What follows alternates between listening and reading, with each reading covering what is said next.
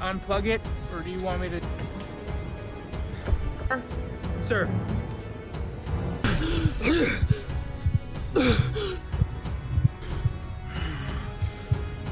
Yes.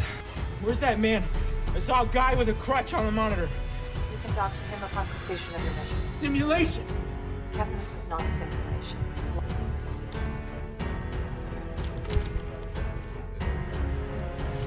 Every second spent explaining things. In the restroom. All records show that 1,000 means the bomber had to be watching both trains. Yes.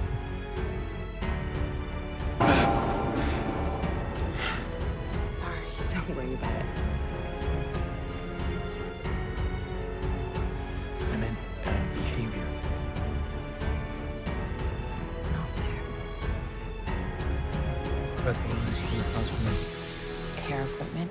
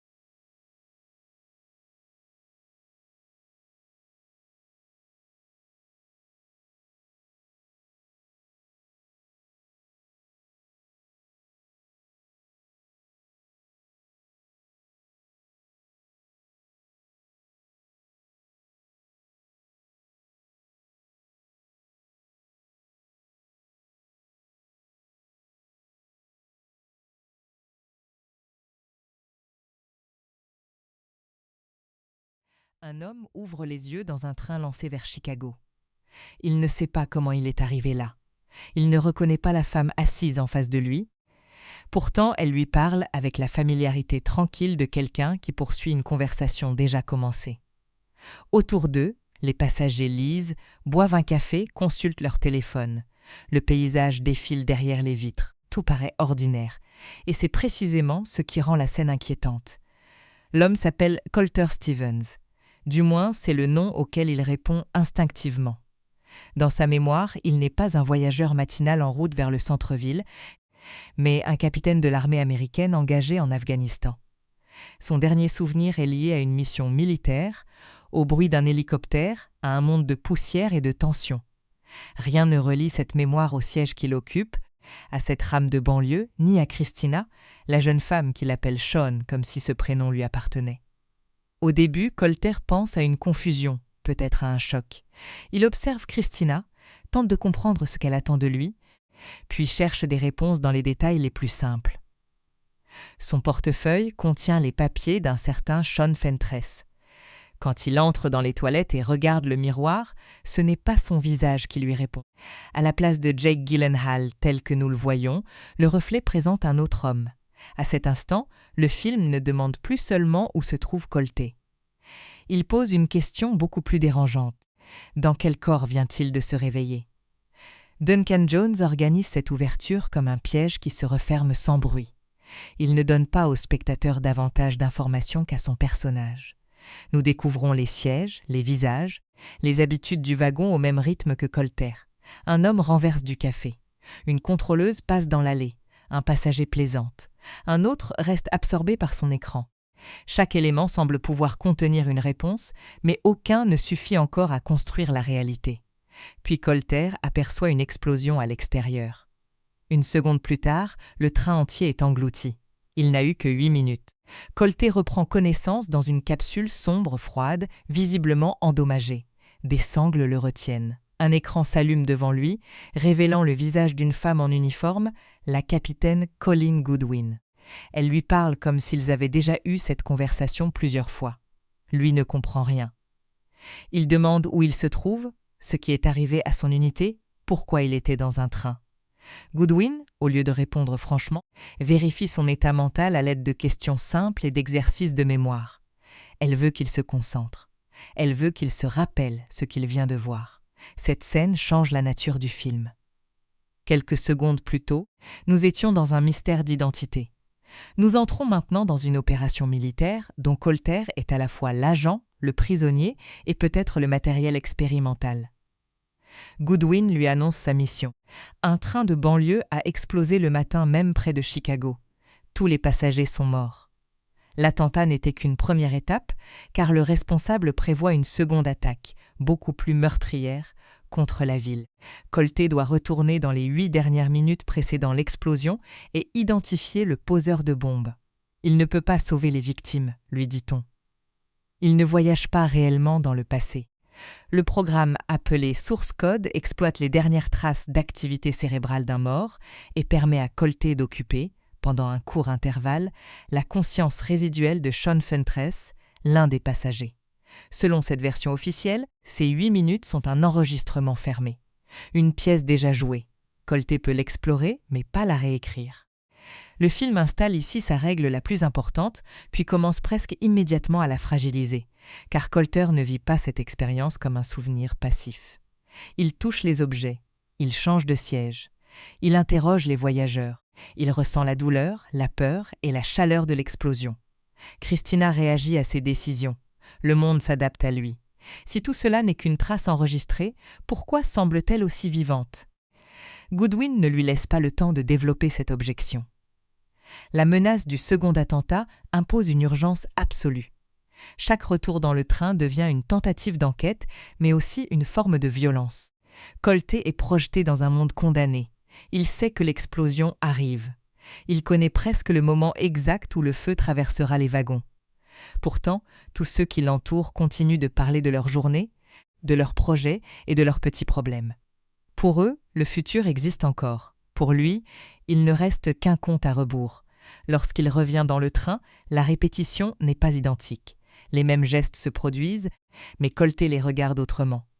Le café renversé n'est plus un simple accident. Le comportement nerveux d'un passager devient suspect. Un sac laissé sans surveillance peut cacher un dispositif. Une sortie vers les toilettes peut être un mouvement calculé. Le film transforme les détails ordinaires en preuves potentielles et le spectateur adopte le même réflexe paranoïaque que son héros. Observer tout le monde, douter de chacun, chercher le danger derrière les visages les plus banals. Colté commence par inspecter le train. Il découvre que la bombe est dissimulée dans les toilettes derrière un panneau de ventilation. Le mécanisme est relié à un téléphone, conçu pour être déclenché au moment où le convoi passe près d'un train de marchandises, ce qui amplifie la destruction. Cette découverte constitue un progrès, mais elle ne révèle pas l'identité du terroriste. Et dans ce programme, connaître l'emplacement de la bombe ne suffit pas. Le train a déjà explosé dans la réalité de Goodwin. La priorité est de trouver l'homme capable de frapper encore. C'est là que Source Code se distingue d'un simple récit de boucle temporelle. Chaque nouvelle tentative n'offre pas à Colté un confort supplémentaire. Elle augmente sa frustration.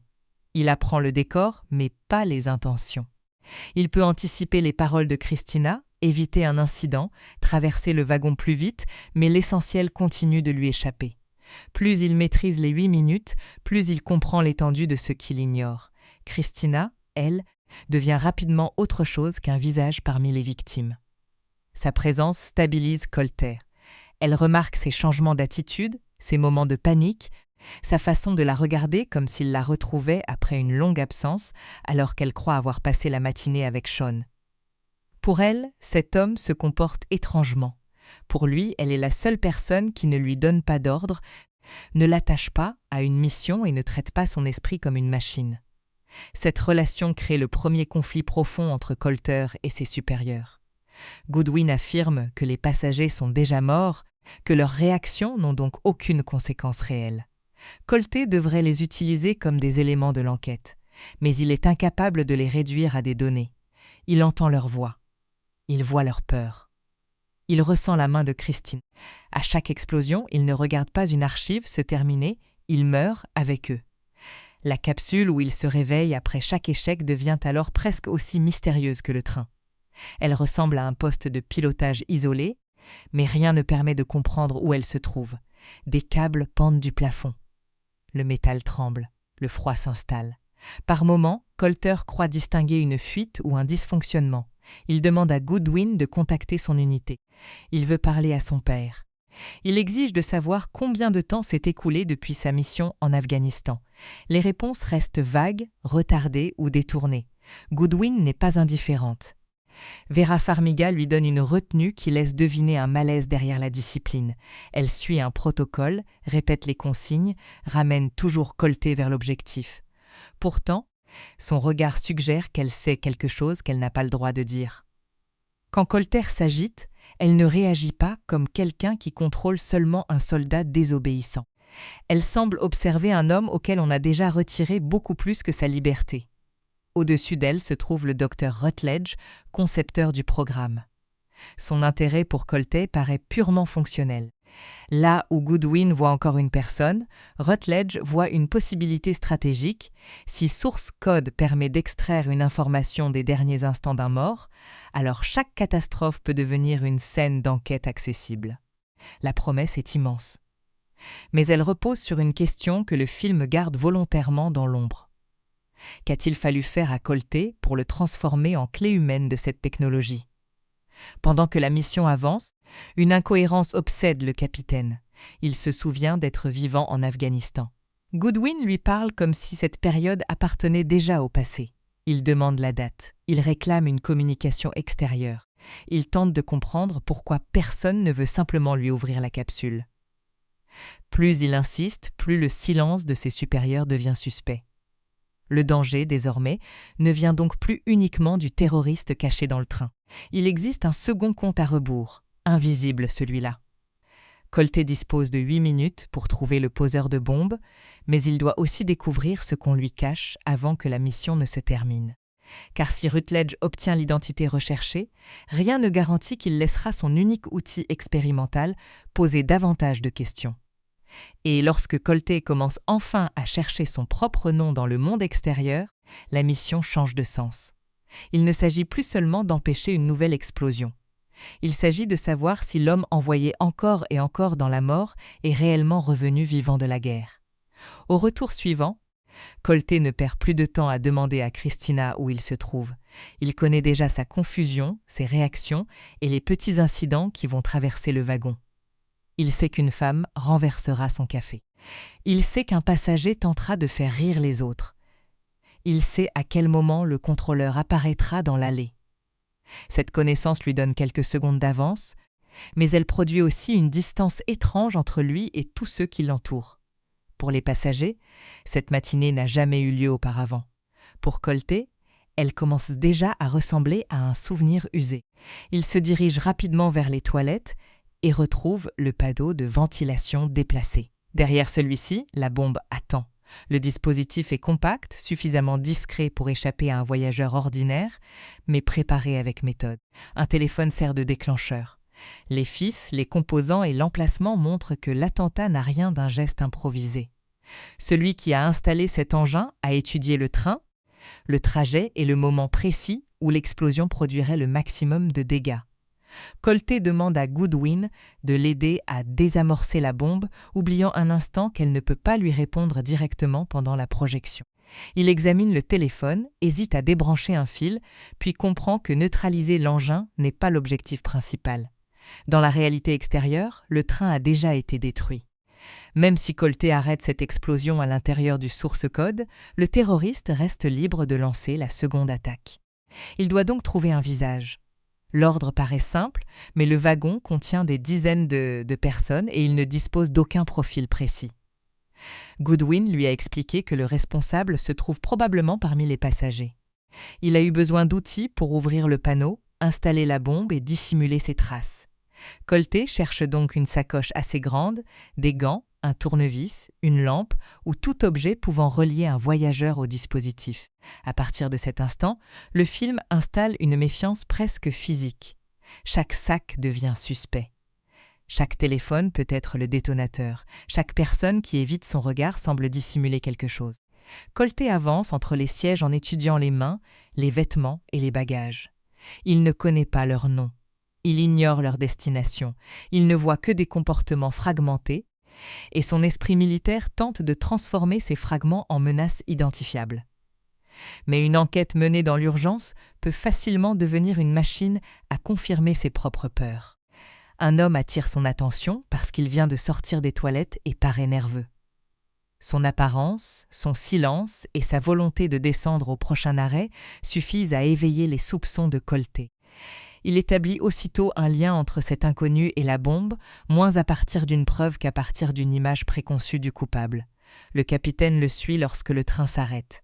Il veut voir son téléphone, inspecter son sac, comprendre pourquoi il semble aussi pressé. Christina, qui observe Sean agir comme un homme totalement différent, finit par quitter elle aussi le wagon. Elle ne sait pas ce qu'il cherche, mais elle comprend qu'il traverse une crise suffisamment grave pour ne pas être abandonné seul. Dans la gare, Colté confronte brutalement son suspect. Il le traite comme un homme déjà reconnu coupable, lui ordonne de ne plus bouger et lui prend son téléphone.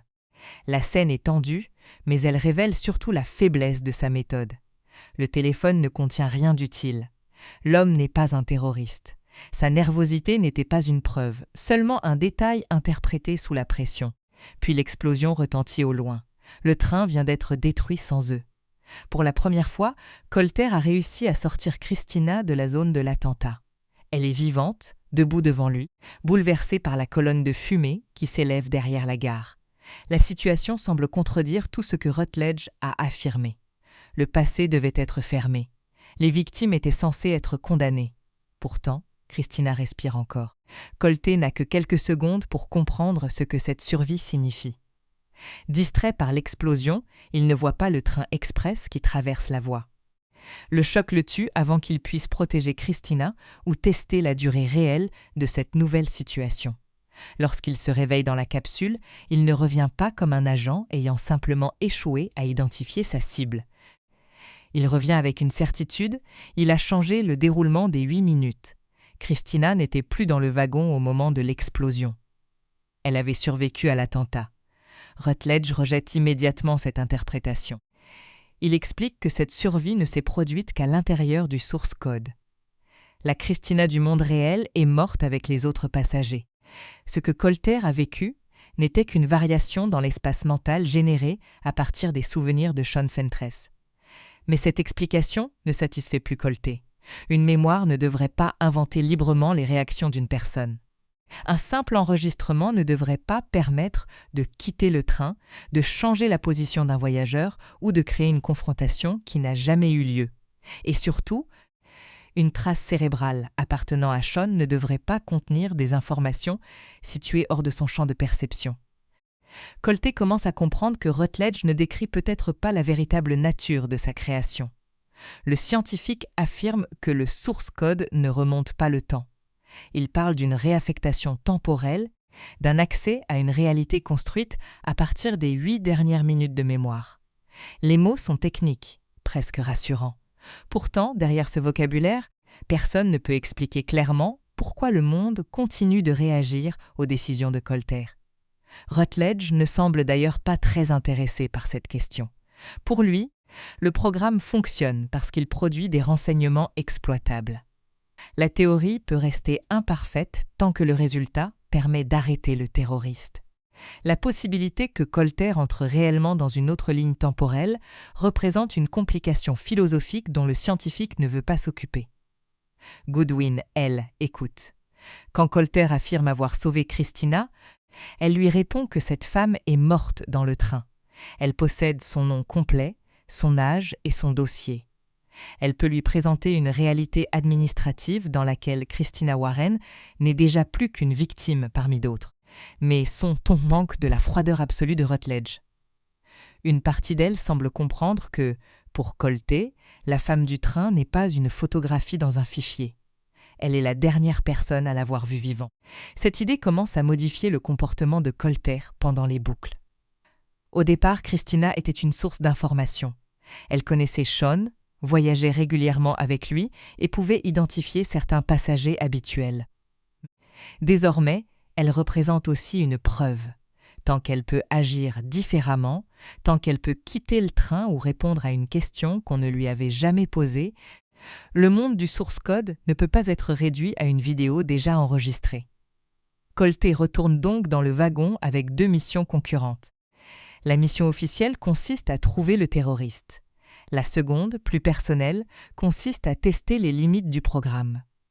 Il commence à utiliser Christina pour comprendre les voyageurs. Elle connaît les habitudes du trajet.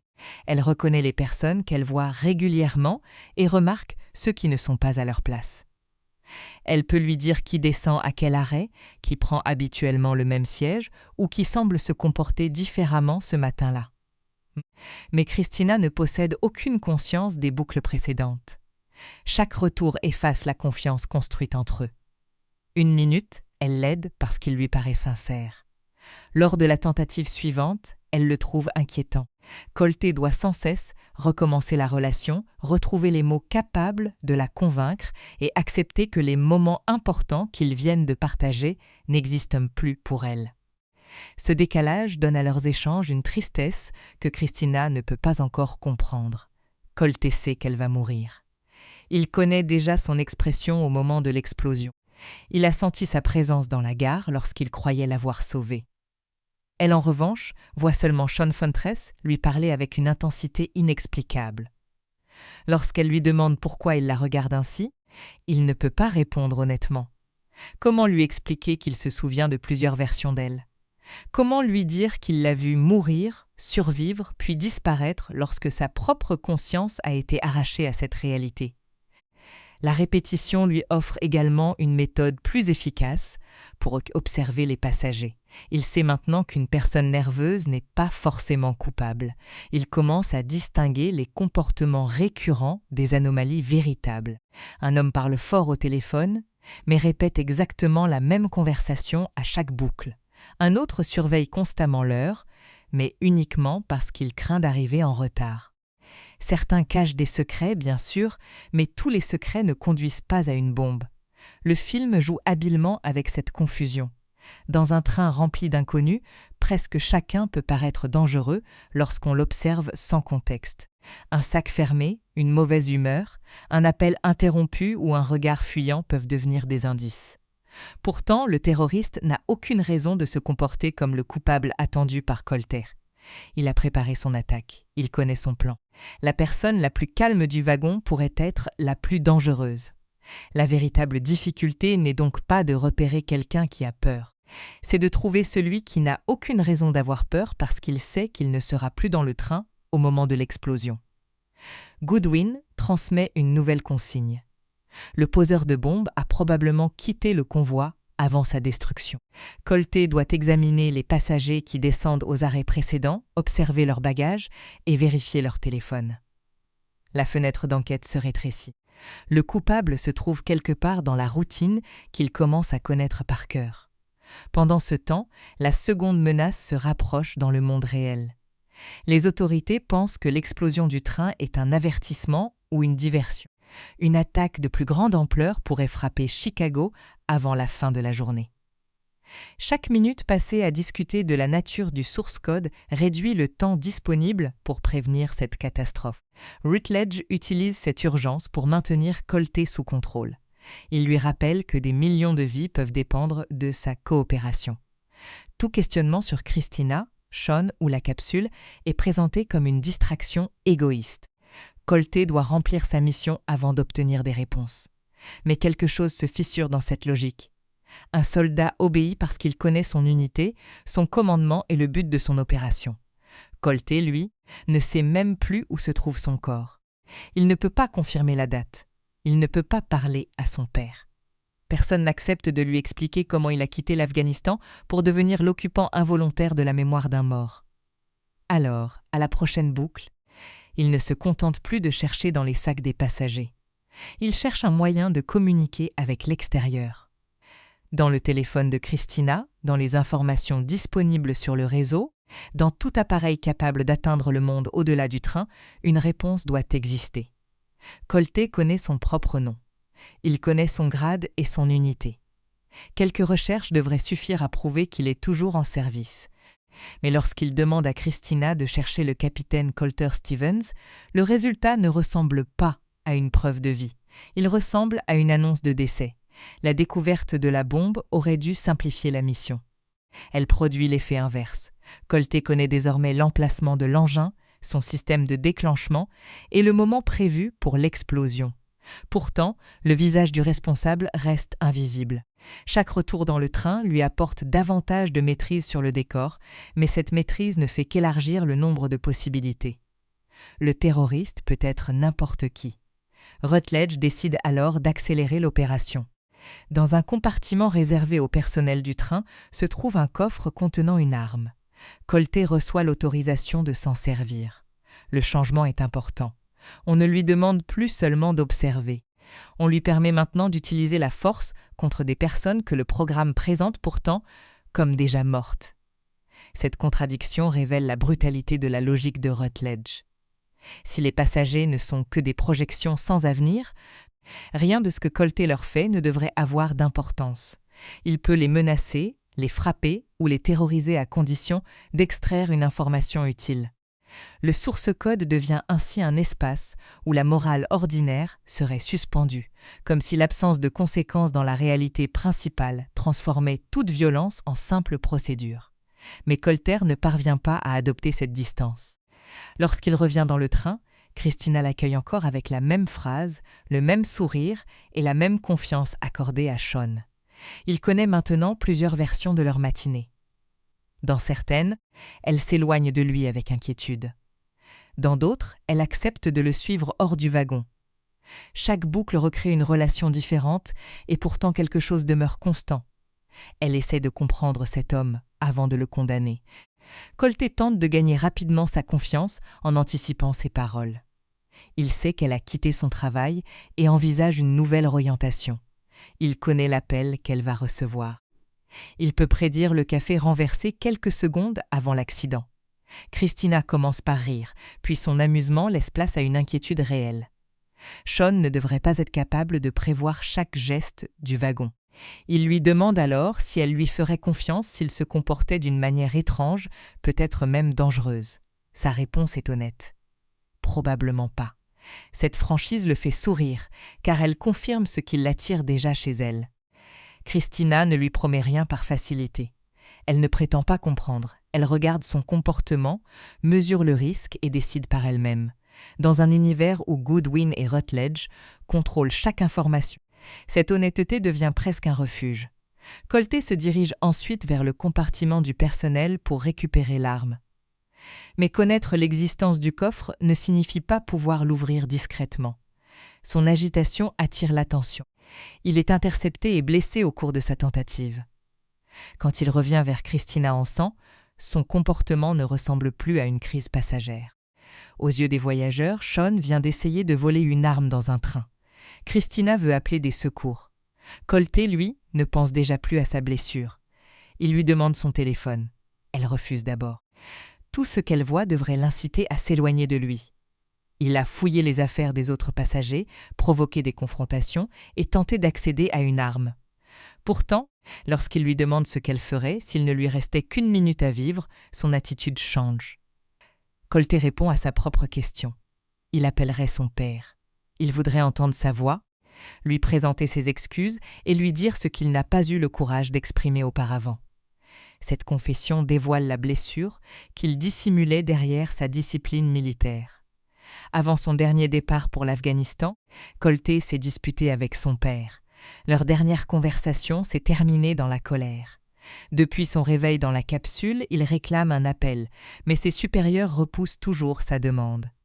Le téléphone de Christina semble lui offrir une possibilité que le programme lui refuse.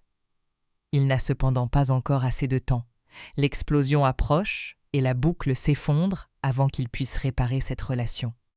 Lorsqu'il revient dans la capsule, le désir de parler à son père devient plus urgent que jamais.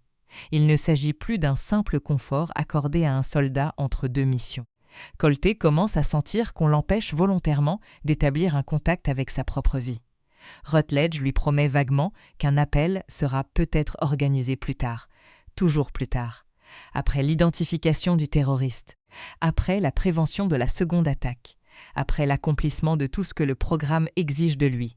La méthode est évidente, donner à Colté juste assez d'espoir pour qu'il continue à obéir, sans jamais lui offrir la réponse qui pourrait briser son contrôle.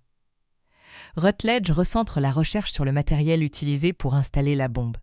Le coupable devait transporter des outils, probablement des gants, une lampe ou un tournevis. Colté doit examiner les sacs, les mallettes et les vêtements des passagers. Cette fois, il retourne dans le train avec une stratégie plus précise, mais aussi avec une intention secrète. Il veut retrouver sa propre trace. Colté demande à Christina si son téléphone permet d'accéder à Internet. Il présente le capitaine Colter Stevens comme un ami disparu en Afghanistan, un homme dont il serait sans nouvelles. Il lui donne son nom, son grade et son unité, puis lui demande de chercher ce qu'elle peut trouver. Pendant qu'elle effectue cette recherche, il poursuit l'enquête dans le wagon. Il inspecte les bagages avec une agressivité grandissante. Un passager proteste lorsqu'il ouvre son sac. Un autre lui ordonne de rendre ce qui ne lui appartient pas. Colté ne possède ni uniforme visible ni autorité reconnue dans ce monde. Pour tous ceux qui l'entourent, il est seulement un professeur devenu soudainement violent. Cette différence entre ce qu'il croit être et ce que les autres voient devient essentielle. Dans son esprit, Colté reste un capitaine chargé de sauver une ville. Dans le reflet des toilettes, il reste Sean Fentress. Dans les fichiers de Rutledge, il pourrait être autre chose encore, une unité expérimentale, une conscience compatible, un système biologique dont on attend un résultat. En cherchant du matériel militaire parmi les passagers, il remarque une femme portant un emblème lié à un centre médical de l'armée. Colté l'interroge et obtient un téléphone. Il contacte alors les services associés à Rutledge directement depuis le train. Ce geste ne devrait pas être possible selon les règles qu'on lui a données. Si le source code n'est qu'une reproduction des derniers souvenirs de Sean, un appel passé depuis cette projection ne devrait atteindre personne. Colté tente malgré tout l'expérience. Il donne son propre nom et demande à parler au docteur Rutledge. Pour la première fois, Il cherche à faire entrer un élément du monde extérieur à l'intérieur de la boucle, comme s'il frappait contre le mur d'une cellule pour savoir si quelqu'un peut l'entendre de l'autre côté. Avant qu'il obtienne une réponse claire, Christina revient vers lui. Son visage a changé. Elle a trouvé le capitaine Colter Stevens. Les informations disponibles ne décrivent pas un homme en mission, ni un militaire récemment rapatrié. Elles annoncent qu'il a été tué en Afghanistan 2 mois plus tôt. Son père a reçu une décoration décernée à titre posthume. Un autre soldat a raconté que Colter lui avait sauvé la vie pendant un affrontement. Christina pense devoir annoncer la mort d'un ami à Sean. Colter, lui, entend sa propre nécrologie. Pendant quelques secondes, tous les bruits du train semblent perdre leur importance. La bombe existe toujours. Les passagers continuent de parler. Le compte à rebours avance. Mais l'enquête vient d'ouvrir un gouffre beaucoup plus personnel. L'homme qui croit avoir piloté un hélicoptère la veille est officiellement mort depuis 2 mois. Il tente de nier. Christina a peut-être trouvé un homonyme. Le site peut se tromper. L'unité peut avoir communiqué de mauvaises informations. Mais les détails correspondent. Le grade, l'Afghanistan, l'hélicoptère, le nom de son père. Il n'existe plus suffisamment de place pour une simple erreur. Lorsque la boucle prend fin, Colter se réveille dans la capsule avec une seule question. Est-il mort? Goodwin essaye d'abord de ramener la conversation vers la mission. Elle rappelle l'urgence, les victimes potentielles et la nécessité d'identifier le terroriste. Colter refuse. Pour la première fois, il ne cherche plus à négocier quelques réponses entre 2 ordres. Il exige la vérité d'un soldat à un autre. Goodwin finit par lui avouer qu'une partie de son cerveau reste active. Cette phrase est soigneusement choisie. Elle ne dit pas qu'il est vivant. Elle ne dit pas non plus qu'il est entièrement mort. Elle décrit une activité résiduelle juste suffisante pour maintenir sa conscience et permettre aux sources code de fonctionner. Colter regarde alors ses mains. Il bouge ses jambes. Il sent le froid de la capsule, la douleur de ses blessures et la pression des sangles. Comment tout cela pourrait-il exister si son corps a été détruit en Afghanistan? Goodwin lui répond que ses mains, ses jambes et même la capsule sont des manifestations.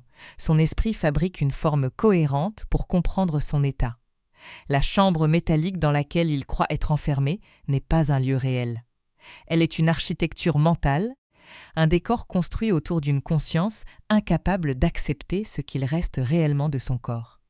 Le film retire ainsi à Colter son dernier point d'appui. Le train appartenait à la mémoire de Sean. Son visage dans le miroir appartenait à Sean. Maintenant, même l'endroit où il croyait retrouver sa propre identité ne lui appartient pas. La capsule n'est pas son corps revenu de la guerre, c'est une illusion de survie. Il demande où il se trouve réellement. Goodwin répond que cette information est classifiée.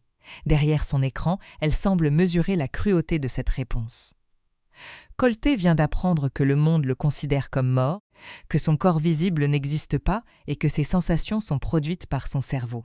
Pourtant, l'armée refuse encore de lui dire où reposent ses véritables restes. Rutledge intervient pour rétablir son autorité. Selon lui, rien de tout cela ne modifie la mission. Chicago reste menacée. Le terroriste reste libre. Colter doit retourner dans le train. Mais quelque chose a définitivement changé. Jusqu'ici, Colter croyait qu'il accomplissait une opération pour pouvoir retrouver sa vie. Il comprend maintenant que cette vie n'existe plus. Il n'y aura pas de sortie de la capsule, pas de retour dans son unité, pas de permission accordée après la mission. Le programme ne prévoit aucun avenir pour lui. Il ne reste qu'une conscience maintenue dans l'obscurité, réveillée lorsqu'on a besoin d'elle et renvoyée mourir toutes les 8 minutes. Et avant de poursuivre la chasse aux terroristes, Colter doit savoir ce que Rutledge compte faire de lui lorsque le train n'aura plus aucun secret à révéler. Colter vient d'apprendre qu'il n'est plus enfermé dans une capsule. La capsule est enfermée en lui. Les parois métalliques, les écrans, les sangles et même les membres qu'il croit pouvoir bouger sont des formes produites par son cerveau pour donner un sens à une situation impossible. Son esprit refuse le vide, alors il construit une pièce. Il refuse l'état de son corps, alors il lui rend des bras et des jambes. Il transforme quelques signaux biologiques en une illusion suffisamment cohérente pour que Colter continue à se sentir humain. Cette révélation devrait briser sa capacité à agir. Elle lui donne au contraire une nouvelle lucidité. Puisque tout ce qu'il voit autour de lui peut être fabriqué, il ne peut plus accepter les affirmations de Rutledge comme des vérités absolues. Le scientifique avait présenté le source code comme un simple accès à une mémoire fermée. Colté a pourtant quitté le train, modifié les actions de Christina et passé un appel vers l'extérieur. Rutledge affirme que ces changements appartiennent à une autre réalité sans conséquence sur la sienne. Mais en essayant de défendre son programme, il vient presque d'admettre ce que Colter soupçonne. Les événements créés dans la boucle pourraient continuer quelque part.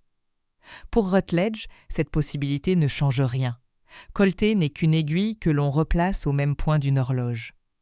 On lance le programme, il traverse 8 minutes, il tombe, puis on le remet en mouvement.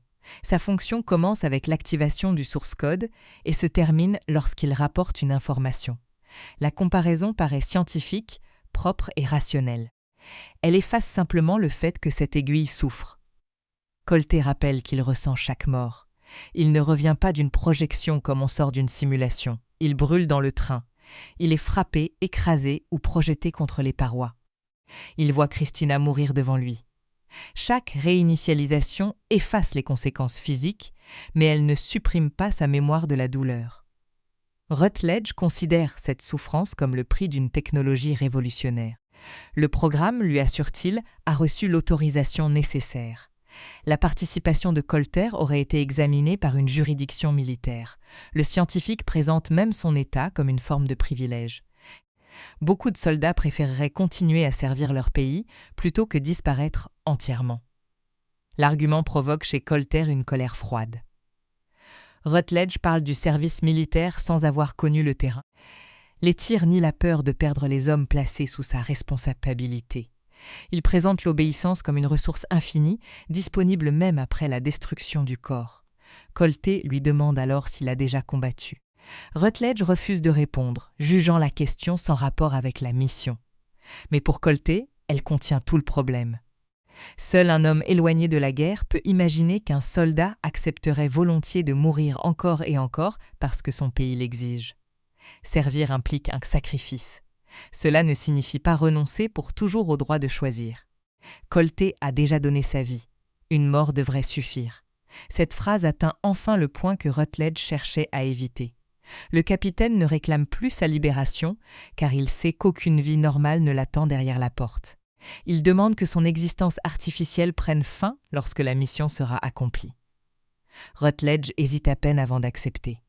S'il identifie le terroriste et permet d'empêcher la seconde attaque, son maintien artificiel sera interrompu. Colter pourra mourir.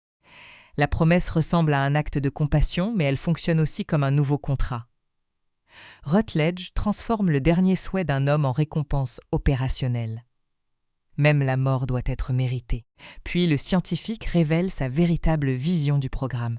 Si Colter refuse ou échoue, d'autres soldats pourront prendre sa place.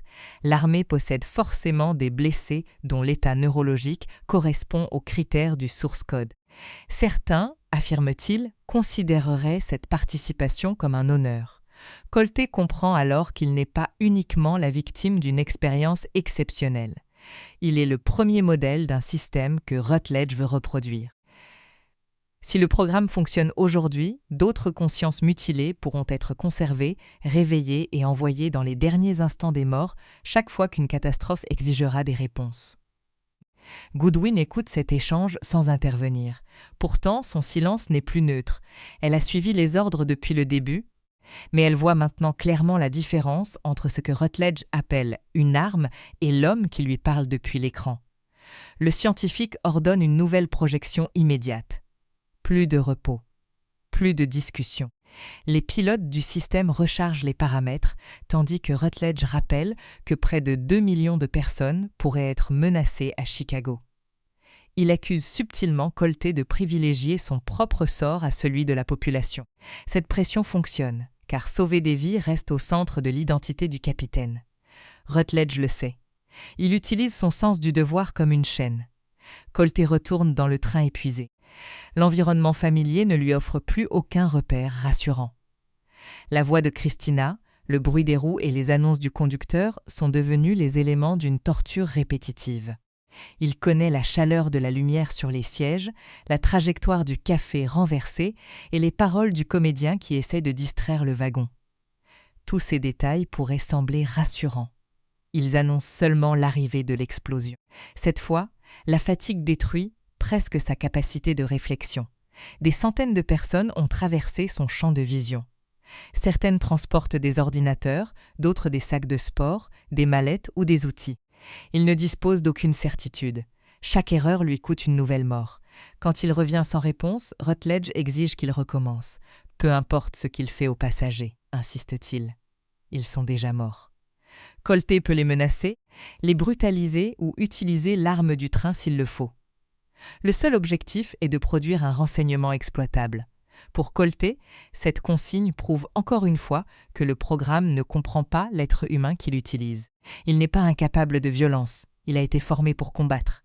Mais dans son unité, la force avait un cadre, un ennemi et une responsabilité. Ici, Rutledge lui demande de transformer des innocents en objets d'interrogatoire parce que leur mort officielle rendrait leur dignité inutile. Colté finit par craquer. Il ne peut pas vérifier chaque passager en 8 minutes. Il ne peut pas fouiller tous les sacs, contrôler tous les téléphones et suivre tous ceux qui descendent. Il tente de l'expliquer à Goodwin, mais ses mots se brisent. Pour la première fois, le capitaine qui refusait de perdre le contrôle admet qu'il n'en peut plus. Goodwin change alors de méthode. Elle ne lui parle plus comme à un instrument qu'il faut réinitialiser. Elle lui rappelle ce qui définit Colté Stevens. Il a sauvé des hommes en Afghanistan. Même son père, malgré leurs disputes, le considère comme quelqu'un qui a toujours voulu protéger les autres. Puis elle lui fait entendre une voix. C'est celle de son père. Il ne s'agit pas de la conversation directe que Colté espérait. Goodwin a retrouvé un entretien enregistré après l'annonce de sa mort. Son père y parle des dernières semaines précédant son départ. Il explique qu'il ne voulait pas voir son fils repartir. Il avait l'impression que Colté préférait rester auprès de son unité plutôt que rentrer chez lui. Leur désaccord s'était durci et des paroles blessantes avaient été prononcées. Le père tente encore de comprendre pourquoi son fils ne pouvait pas simplement abandonner cette guerre. Il reconnaît que les soldats de l'unité étaient devenus une seconde famille pour Colté. Il se souvient de leur dernière dispute, de ce qu'il aurait voulu reprendre et de tout ce qu'il n'aura plus l'occasion de demander. Colté écoute sans pouvoir répondre. Depuis le début de la mission, il voulait contacter son père pour lui présenter ses excuses. Il imaginait encore une conversation où chacun pourrait réparer la violence du dernier échange. À présent, il découvre que son père éprouve le même regret. Tous deux se sont quittés dans la colère. Tous deux auraient voulu recommencer. Mais dans la réalité de Goodwin, l'un des deux parle déjà d'un mort. Cette scène donne une nouvelle dimension aux 8 minutes du programme. Colté cherche à sauver Christina parce qu'il refuse de considérer une mort comme définitive tant qu'une autre possibilité existe. Son obsession ne vient donc pas uniquement de l'attachement qui s'est créé entre eux. Elle vient également de ce qu'il ne peut plus réparer avec son père. Il ne peut pas revenir avant l'Afghanistan. Il ne peut pas modifier leur dernière conversation. Il ne peut pas enlever la décoration posthume posée entre eux comme une preuve de l'absence. Mais il peut peut-être empêcher une autre personne de perdre quelqu'un sans avoir eu le temps de lui parler. Quand Goodwin lui demande de poursuivre, Colté retrouve un peu de calme. Il ne croit toujours pas aux règles de Rutledge. Il ne pardonne pas ce que le programme lui a fait. Pourtant, il accepte une nouvelle projection. Il ne le fait plus pour gagner un retour à la vie. Il le fait pour achever la mission, obtenir la fin qui lui a été promise et empêcher que d'autres familles reçoivent le même appel que son père. Dans le train, il change encore de stratégie. Plutôt que de fouiller au hasard, il cherche le téléphone capable de déclencher la bombe. Un homme d'affaires nommé George attire son attention. Il utilise constamment son appareil et protège sa sacoche avec nervosité. Colté l'isole, lui prend son téléphone et l'accuse directement. George nie tout. Colté lui ordonne de rappeler le dernier numéro composé.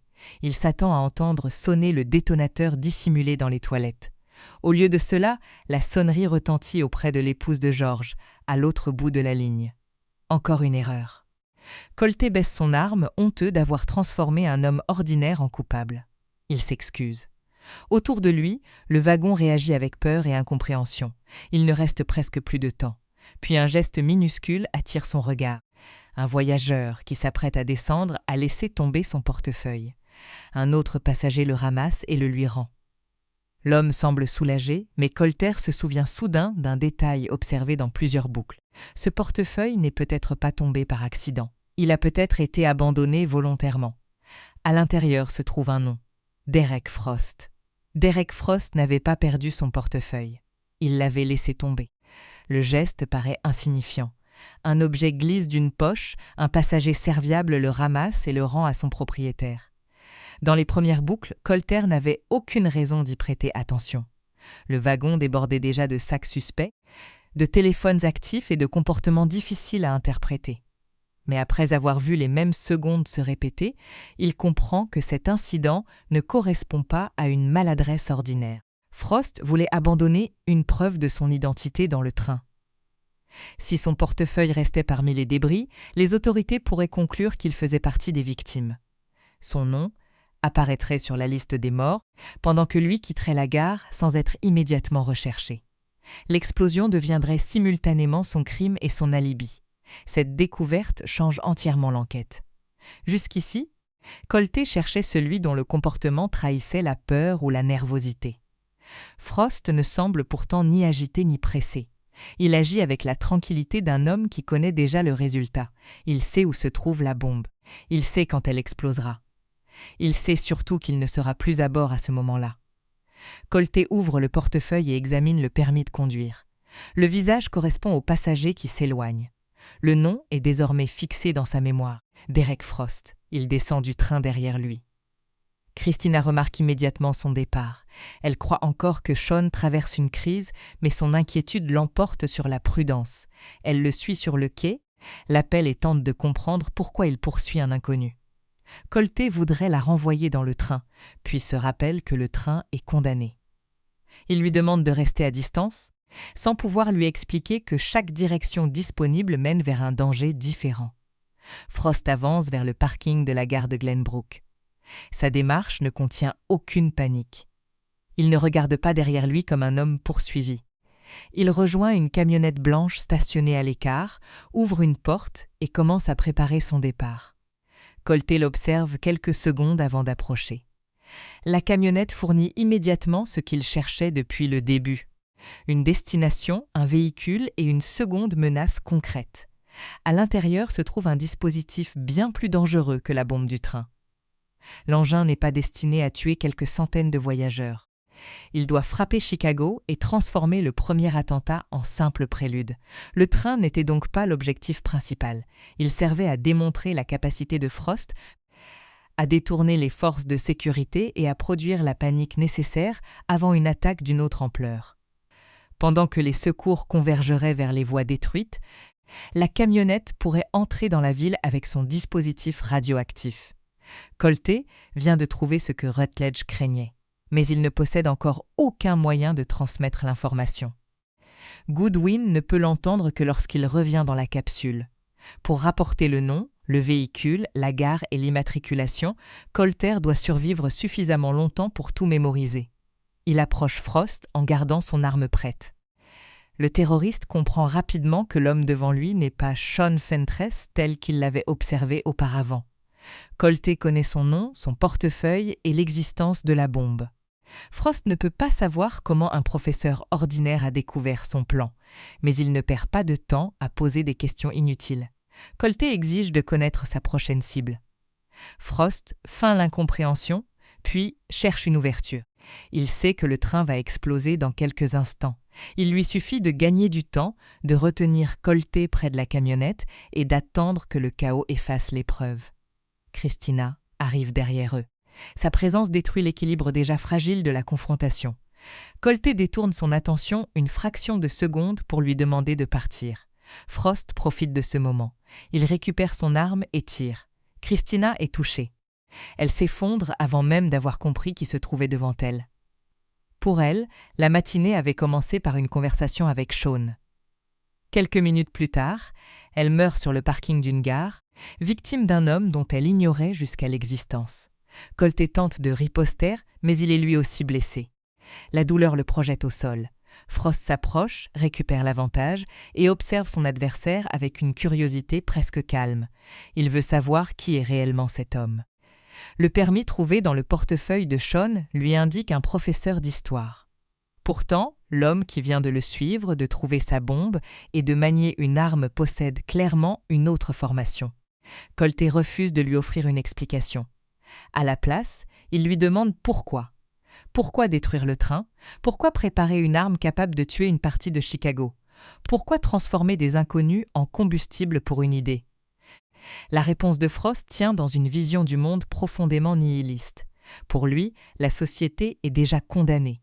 L'ordre existant serait irrécupérable, corrompu au point que seule une destruction totale permettrait de recommencer. Il ne considère pas les victimes comme des personnes possédant une famille, une histoire ou un avenir. Elles deviennent les matériaux d'un nouveau départ imaginaire.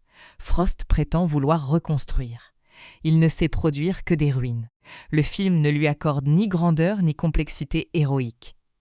Derrière la préparation technique et le calme apparent se trouve un homme convaincu que sa frustration personnelle lui donne le droit de décider qui mérite de vivre. Sa logique ressemble à celle de Rutledge par un aspect inquiétant.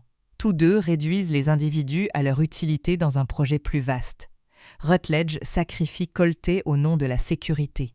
Frost sacrifie une ville au nom d'un recommencement. Entre eux se trouve Christina, morte sans avoir participé à aucune de leurs théories. Colté rampe jusqu'à elle. Il pose une main près de son visage et lui demande de rester avec lui. Il sait que la boucle approche de sa fin. Il sait également que, dans quelques instants, cette version de Christina disparaîtra peut-être avec tout le reste. Pourtant, il refuse de traiter sa mort comme un simple événement temporaire. Il lui affirme que tout ira bien. La phrase ne décrit pas ce qui se passe autour d'eux. Christina est mourante, Colter perd son sang et Frost s'apprête à quitter la gare avec une arme nucléaire. Elle représente plutôt une promesse adressée à une autre possibilité. Colté ne peut pas sauver cette Christina, mais il commence à croire qu'il pourra en sauver une autre. Avant que sa conscience ne soit arrachée à la scène, il force son esprit à enregistrer les informations essentielles. Derek Frost, une camionnette blanche de location, le parking de la gare de Glenbrook, le numéro d'immatriculation, un dispositif radioactif à l'intérieur. Cette fois, il ne revient pas les mains vides. Dans la capsule, Goodwin tente d'établir le contact. Colté est encore prisonnier des dernières images. Il voit Christina au sol.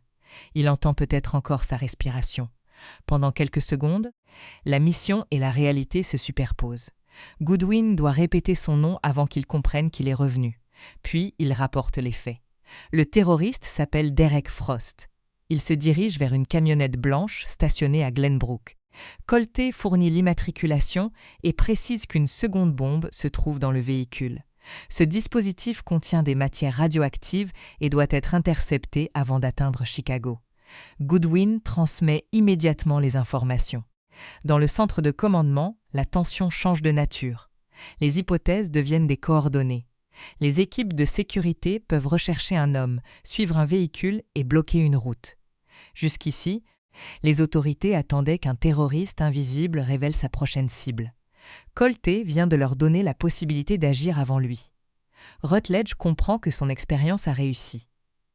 Il ne regarde pas d'abord Colté comme un homme revenu d'une nouvelle mort. Il regarde les écrans, les communications et les unités qui se déploient. Après des années de calcul, de préparation et d'autorisation militaire, Source Code vient de produire un renseignement impossible à obtenir autrement. La réaction de Goodwin est différente. Elle remercie Colter. Le mot est simple, mais il porte un poids que les ordres précédents ne possédaient pas. Goodwin sait ce que cette information lui a coûté. Il n'a pas seulement observé une scène. Il a vu Christina être tuée à quelques centimètres de lui et a accepté de rester conscient assez longtemps pour mémoriser les indices. Colté lui rappelle alors leur accord. La mission est accomplie. Frost peut être arrêté. La seconde bombe peut être neutralisée. Rutledge avait promis que le maintien artificiel prendrait fin une fois le terroriste identifié. Goodwin ne répond pas immédiatement. Elle attend la confirmation des équipes sur le terrain. La caméra de surveillance montre bientôt la camionnette blanche empruntant une route isolée. Des unités tactiques ferment les accès. Frost comprend qu'il est encerclé avant de pouvoir approcher Chicago. La porte du véhicule s'ouvre. Il descend et se rend.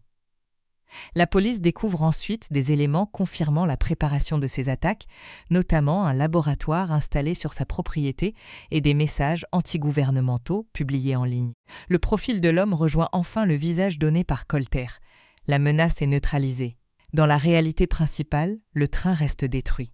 Christina, Sean et les autres passagers restent morts. Rien ne peut revenir sur cette tragédie. Mais grâce aux 8 minutes arrachées à leurs derniers instants, la seconde attaque n'aura pas lieu.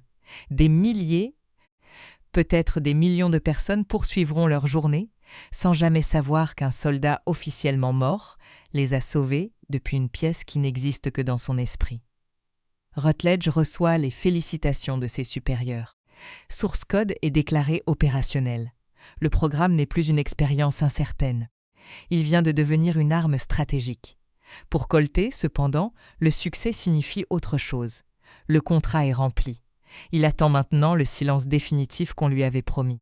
Mais pendant que les responsables célèbrent la naissance de leur nouvelle technologie, Rutledge ne prépare pas l'arrêt de la machine. Il prépare l'effacement de la mémoire de Colter. La réussite de Colter aurait dû lui rendre sa liberté. Elle le condamne à devenir indispensable. Derek Frost est arrêté. La camionnette contenant le dispositif radioactif est interceptée. Chicago ne connaîtra pas la seconde attaque annoncée et les responsables du programme peuvent enfin mesurer l'ampleur de ce qu'ils viennent d'accomplir.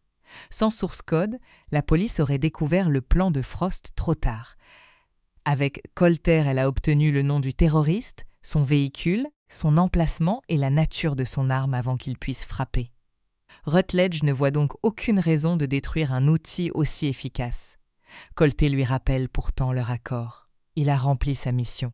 Il a accepté d'être renvoyé dans le train jusqu'à identifier le responsable. En échange, Rutledge devait interrompre son maintien artificiel. Mais au moment d'obtenir ce qu'il demandait, Colter modifie légèrement sa dernière volonté. Il veut toujours mourir. Il ne réclame ni guérison impossible, ni retour dans l'armée. Il demande seulement une ultime projection avant la déconnexion. Cette fois, il ne cherche plus le terroriste. Il veut sauver le train. Rutledge rejette immédiatement l'idée. Selon lui, la catastrophe appartient à un passé fermé. La mission dans le source code n'a jamais eu pour fonction d'empêcher la première explosion. Elle devait seulement extraire une information capable de modifier les événements futurs de la réalité principale. Colter ne lui demande pas d'y croire. Il demande le droit d'essayer. Sa requête ne menace personne dans le monde extérieur. Frost a été capturé. La bombe de Chicago est sous le contrôle des autorités. 8 minutes supplémentaires ne changeront plus l'issue de l'opération. Pour Colter, en revanche, elle représente tout ce qui lui reste. Il connaît maintenant chaque étape nécessaire. Il sait où se trouve la bombe du train. Il sait qu'il l'a installée. Il sait à quel arrêt Frost tente de disparaître et où se trouve la camionnette. Dans une nouvelle boucle, il pourrait agir avant le terroriste, désactiver l'engin et empêcher l'explosion. Rutledge refuse de considérer cette possibilité comme un sauvetage réel. Pour lui, Colter veut seulement modifier une projection. Christina et les autres passagers sont morts dans la réalité qui compte.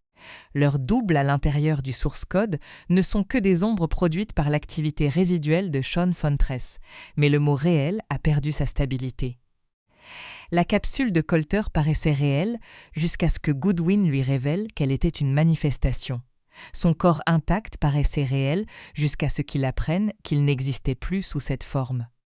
La mort de Christina paraît définitive dans le centre de commandement, mais Colter se souvient de la voir sortie vivante du train.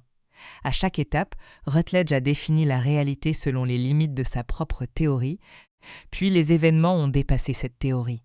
Colter ne possède aucune preuve scientifique complète. Il possède une expérience. Il a vu un monde s'adapter à ses décisions. Il a parlé avec des personnes qui répondaient à des situations nouvelles. Il a quitté la zone contenue dans les derniers souvenirs de Sean. Il a créé des événements que Sean n'avait jamais vécus. Et même lorsque Rutledge affirme que ces changements disparaissent après 8 minutes, rien ne permet de confirmer ce qu'il arrive réellement à la branche que Colter vient de quitter. Peut-être s'effondre-t-elle. Peut-être continue-t-elle sans lui. Cette incertitude suffit à justifier une dernière tentative. Après l'arrestation de Frost, Colter demande à Goodwin si Rutledge va le renvoyer dans le train. Elle évite d'abord de répondre. Le centre de commandement célèbre la victoire, les techniciens se détendent et les communications annoncent que la menace est neutralisée. Pour tous les autres, la journée vient de s'achever avec succès. Pour Colter, le temps s'est arrêté. Il ne sait pas si la prochaine action du programme sera une nouvelle projection, une déconnexion ou un effacement. Il reste seul dans l'obscurité construite par son esprit, attendant que quelqu'un décide de la forme de sa mort. Il interroge alors Goodwin sur sa propre vie. Est-elle mariée? La question la surprend. Elle pense d'abord à une plaisanterie maladroite, peut-être à une tentative de détendre l'atmosphère. Colter insiste. Goodwin lui répond qu'elle est divorcée. Il lui demande si elle peut imaginer une autre version d'elle-même. Une Colleen Goodwin ayant choisi une route différente, épouser une autre personne ou éviter le mariage qui s'est terminé. Une femme identique jusqu'à un certain instant, puis séparée de son existence actuelle par une décision minuscule. Goodwin ne croit pas à cette hypothèse. Elle répète la théorie de Rutledge. Ce que Colter a vécu ne serait qu'une rémanence, l'image persistante d'un passager mort dans un train. La réalité se trouve ici, dans le centre de contrôle, avec ses écrans, ses ordres et ses résultats mesurables. Colter lui fait remarquer l'ironie de cette certitude. La réalité qu'elle défend est celle dans laquelle elle converse avec un pilote mort depuis 2 mois. Goodwin n'a pas de réponse immédiate. Le programme a été conçu pour agir sur l'avenir, lui dit-elle, pas pour altérer le passé. Grâce à Colter, il a parfaitement rempli cette fonction. Frost est arrêté et Chicago est sauvé. Il devrait accepter cette victoire.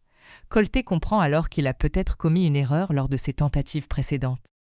Quand il a découvert la bombe, il l'a laissée en place afin de poursuivre l'enquête. Lorsqu'il a quitté le train avec Christina, l'explosion s'est tout de même produite. Peut-être existait-il un second mécanisme ou une sécurité qu'il n'avait pas neutralisée. Cette possibilité ne prouve pas que le train devait forcément exploser. Elle prouve seulement qu'il n'avait pas encore compris entièrement le dispositif. Goodwin insiste. Christina est morte. Colter répond qu'elle n'est pas obligée de le rester partout. Cette phrase place Goodwin devant un choix que les règlements ne peuvent pas résoudre. Elle peut suivre la définition officielle du source code et traiter la demande comme le dernier délire d'une conscience épuisée. Elle peut aussi reconnaître que Colter a gagné le droit de décider comment utiliser les 8 dernières minutes de son existence. Il ne s'adresse plus à Rutledge. Il s'adresse à elle. Colter lui demande de le renvoyer une dernière fois, puis de couper son maintien artificiel exactement 8 minutes plus tard. Il sait qu'il n'y aura aucun retour. Si sa théorie est fausse, il mourra avec Christina lorsque la projection prendra fin. Si elle est juste, quelque chose continuera peut-être au-delà du point où son corps réel s'éteindra. La décision appartient désormais à Goodwin. Depuis le début, elle agit entre 2 formes d'autorité. Son grade lui impose d'exécuter les ordres de Rutledge. Son devoir de soldat lui impose également de reconnaître Colter comme un officier et non comme un équipement.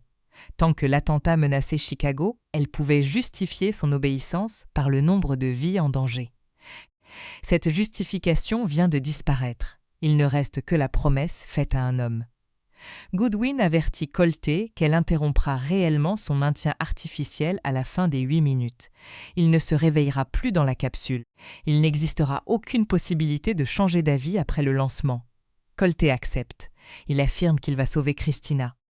Goodwin le regarde une dernière fois à travers l'écran. Elle ne valide toujours pas sa théorie. Elle ne lui promet pas que le train continuera d'exister. Elle lui accorde simplement ce que Rutledge lui refusait depuis le début, le droit de choisir. Elle le remercie pour son service. Puis elle lance la séquence. La lumière du train remplace l'obscurité de la capsule. Christina se trouve à nouveau devant lui. Elle poursuit la conversation qu'elle croit avoir commencé quelques secondes plus tôt. Le café va tomber. Le contrôleur va traverser l'allée. Derek Frost va abandonner son portefeuille. La bombe attend toujours derrière le panneau des toilettes. Mais cette boucle ne ressemble à aucune autre. Colter ne cherche plus un indice. Il connaît déjà toutes les réponses. Pendant qu'il entre une dernière fois dans la vie de Sean Fentress, Rutledge reçoit les félicitations de ses supérieurs. Il parle déjà de financement, de nouveaux sujets compatibles et de futures opérations. Source Code vient de prouver sa valeur dans une crise réelle et le scientifique imagine un programme capable d'intervenir après chaque attentat majeur. Un technicien lui rappelle alors la promesse faite à Colté. Rutledge répond que le laisser mourir serait un gaspillage absurde. Colté vient de sauver des millions de personnes. Combien d'autres catastrophes pourrait-il empêcher ? Rien ne garantit qu'un autre candidat sera compatible avec le système. Pour le moment, le capitaine reste peut-être le seul cerveau capable de supporter les projections. Rutledge donne donc un ordre simple. Effacer sa mémoire, réinitialiser le programme, recommencer comme si Colter n'avait jamais découvert sa mort, jamais connu Christina et jamais obtenu la promesse de partir. Goodwin comprend que Rutledge ne libérera jamais volontairement son prisonnier. Chaque succès produira une nouvelle raison de le maintenir en vie. Chaque mission effacée permettra de réutiliser son courage sans affronter sa souffrance. Dans le train, Colter dispose de 8 minutes pour créer un monde. Dans le centre de commandement, Goodwin dispose des mêmes 8 minutes pour empêcher qu'on efface l'homme qui vient de le sauver. Colter ouvre les yeux pour la dernière fois dans le train. Christina est assise devant lui. Elle parle de la décision qu'elle vient de prendre concernant son travail, persuadée que Sean a suivi le début de leur conversation. Le soleil traverse les vitres. Les passagers occupent les mêmes sièges. Le café va tomber au même endroit. Rien dans le wagon ne révèle qu'une seconde réalité vient peut-être de commencer. Cette fois, Colter ne ressent aucune confusion. Il connaît le nom de Christina. Il connaît la bombe, son emplacement et son mécanisme.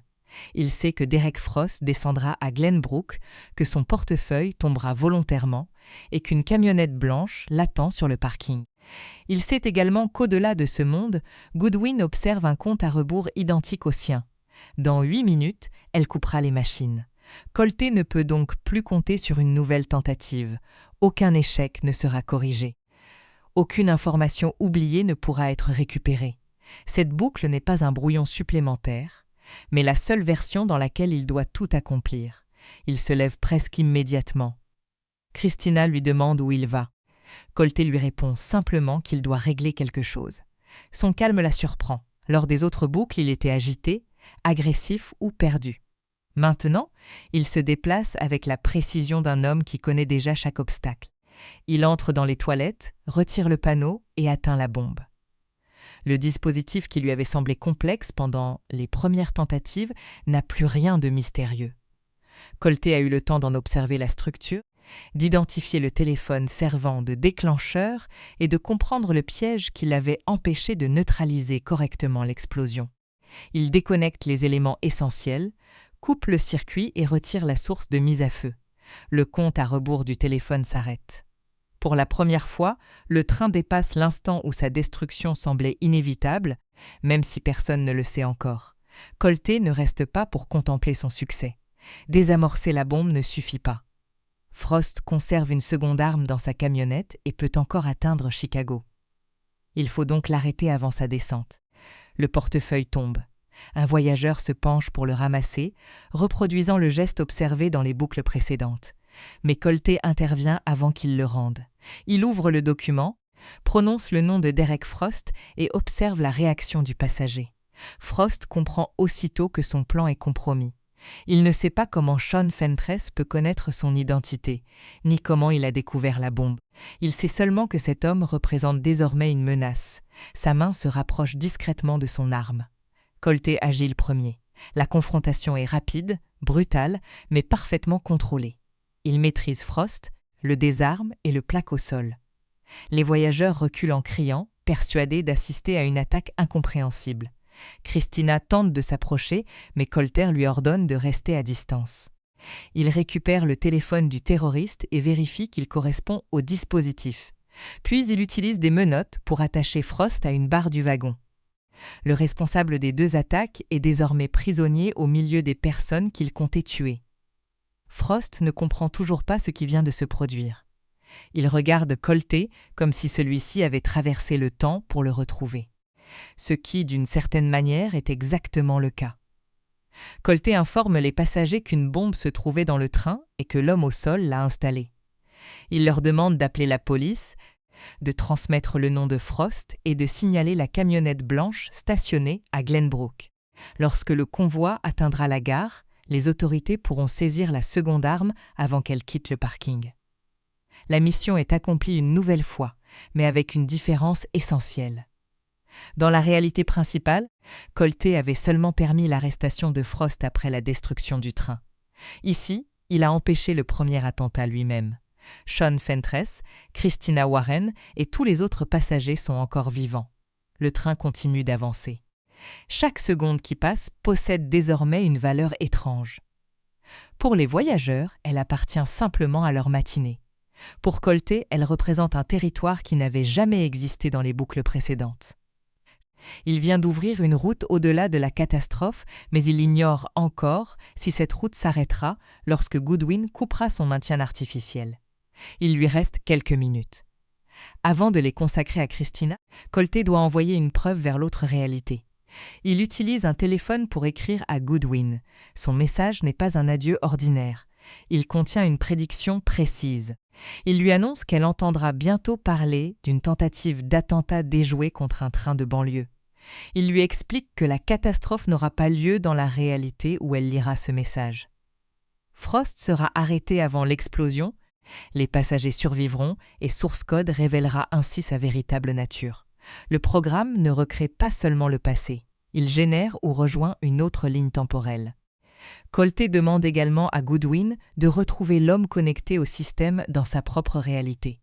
Car si cette branche existe réellement, un autre Colter Stevens se trouve encore dans le laboratoire, maintenu artificiellement après son retour d'Afghanistan. Il n'a pas vécu les projections que nous venons de suivre. Il attend peut-être sa première activation. Cette idée contient le paradoxe final du film. Le Colter présent dans le train possède la mémoire de toutes les boucles. Mais dans cette nouvelle réalité, son corps d'origine existe encore ailleurs, relié au programme. Deux versions de la même conscience pourraient donc coexister. L'une vivant à travers le corps de Sean, l'autre suspendue dans l'installation militaire. Colté envoie le message. Il ne peut pas savoir si Goodwin le recevra. Il ne peut pas vérifier si cette adresse existe dans cette réalité, ni si les événements extérieurs ont déjà divergé. Il choisit pourtant de laisser une trace, comme un homme enfermé dans une pièce sombre qui glisserait un mot sous une porte sans savoir qui se trouve de l'autre côté. Il lui reste ensuite une dernière dette, son père. Colté demande à Christina de lui prêter son téléphone. Elle accepte, encore bouleversée par l'arrestation de Frost et par la manière dont Sean semble avoir prévu chaque détail. Colté compose le numéro qu'il avait réclamé depuis son premier réveil. Son père répond. Colté ne se présente pas comme son fils. Dans cette réalité, le capitaine Stevens est officiellement mort et la voix qui parle appartient au corps de Sean Fentress. Il se fait passer pour un soldat ayant servi avec Colter. Il explique qu'il connaissait son fils et qu'il se trouvait près de lui lorsqu'il est mort. Le père reste silencieux. Colté lui dit que son fils regrettait leur dernière dispute. Il lui assure qu'il l'aimait, même s'il n'avait pas su le dire avant son départ. Chaque mot est adressé à son père à travers le masque d'un autre homme. La scène ne permet pas de réparer le passé au sens littéral. Le père ne saura jamais que son fils lui parle réellement. Il croit recevoir l'appel d'un camarade venu transmettre un dernier message. Pourtant, l'émotion franchit la distance entre eux. Le père répond qu'il aimait également Colté. Il l'appelait souvent par un surnom lorsqu'il était enfant. Colté reconnaît ce nom et son visage change. Pendant quelques secondes, il n'est plus un soldat, un sujet expérimental ou une conscience empruntant un autre corps. Il redevient simplement un fils qui entend enfin les mots qu'il croyait avoir perdus. La conversation s'achève sans révélation spectaculaire. Colté ne dit pas « c'est moi ». Il laisse son père conserver une explication possible car l'essentiel vient d'être transmis. Leur dernier échange n'est plus seulement celui de la colère. Quelque part, dans une réalité que le père ne comprendra jamais, ils ont pu se dire « adieu ». Lorsque Colter revient auprès de Christina, il ne lui reste presque plus de temps. Elle veut savoir ce qui se passe réellement. Pourquoi Sean a-t-il changé ? Comment savait-il qu'une bombe se trouvait dans le train ? Pourquoi regarde-t-il l'horloge comme si le monde allait se terminer ? Colté lui demande de lui faire confiance encore quelques instants. Il rassemble ensuite les passagers autour du comédien qui voyageait dans le wagon. Au cours des boucles précédentes, cet homme cherchait constamment une occasion de tester ses plaisanteries devant un public peu réceptif. Colté connaît désormais son désir d'attirer l'attention. Il lui propose de faire rire tout le train en échange de l'argent qu'il possède sur lui. Le comédien accepte.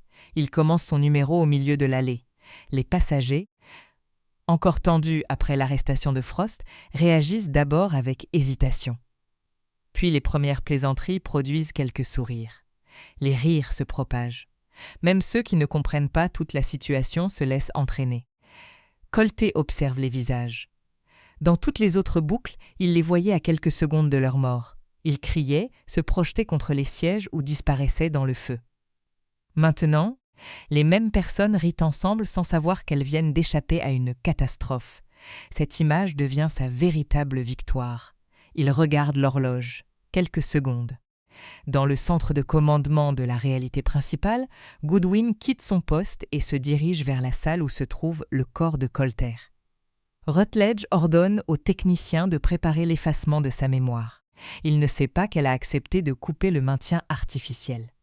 Goodwin entre dans la pièce sécurisée. Devant elle se trouve enfin la vérité physique que Colter n'a jamais vue entièrement. Un corps mutilé, maintenu par des machines, dont seule une partie du cerveau demeure exploitable. La distance entre l'homme qu'elle voyait à l'écran et ce qu'il reste réellement de lui rend la décision encore plus lourde. Le compte à rebours approche de 0. Dans le train, Colté demande à Christina ce qu'elle ferait si elle savait qu'il ne lui restait qu'une minute à vivre. Elle répond qu'elle essaierait d'en profiter. Il lui dit que tout ira bien, puis il l'embrasse. Au même instant, Goodwin désactive le système. L'horloge atteint la fin des 8 minutes. Les rires s'arrêtent. Le baiser se fige. Une goutte de café reste suspendue dans l'air. Chaque visage devient immobile, comme si le monde entier venait d'être transformé en photographie. Colter Stevens est mort dans la réalité de Goodwin. Mais dans le train, une fraction de seconde attend encore de savoir si elle a le droit de continuer. Le temps repart. La goutte de café suspendue tombe. Les rires reprennent. Les passagers terminent leur geste comme si rien ne s'était interrompu. Christina s'éloigne doucement du baiser, encore souriante. Aucun écran ne s'allume. Aucune capsule ne réapparaît. Goodwin ne demande pas à Colté de faire son rapport. La 8e minute est passée. Cette seconde supplémentaire détruit toute la théorie officielle de Rutledge. Si le source code n'était qu'une reconstitution temporaire des souvenirs de Sean Fentress, le monde aurait dû s'arrêter au moment où l'activité cérébrale disponible prenait fin. Colté aurait dû disparaître avec la projection. Le train, Christina et les passagers auraient dû perdre toute existence au-delà de cette frontière. Mais le comédien poursuit son numéro. Une radio annonce la météo de Chicago.